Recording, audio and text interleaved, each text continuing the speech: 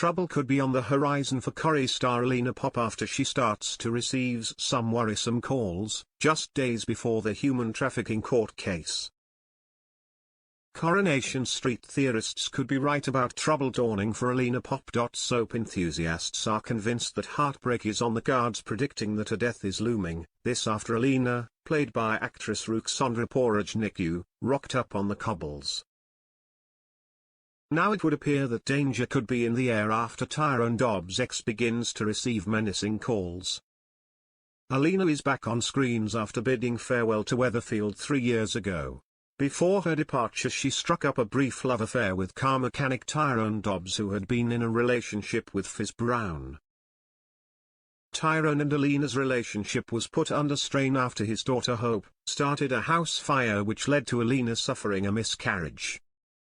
After the loss of her baby, Alina put an end to her romance with Tyrone and took off for the airport.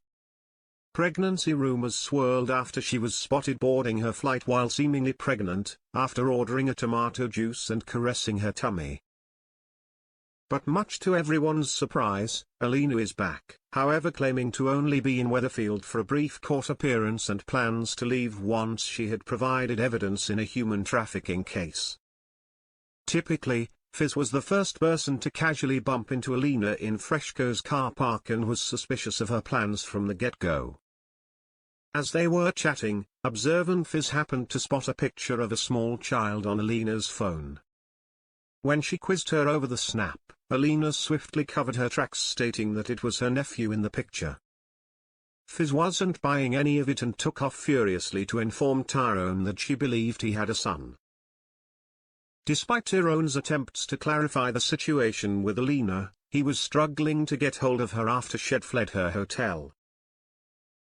However, fortunately for the car mechanic, his mum Cassie Plummer stepped in to assist Tyrone after Alina had phoned for streetcar's taxi for herself and her son.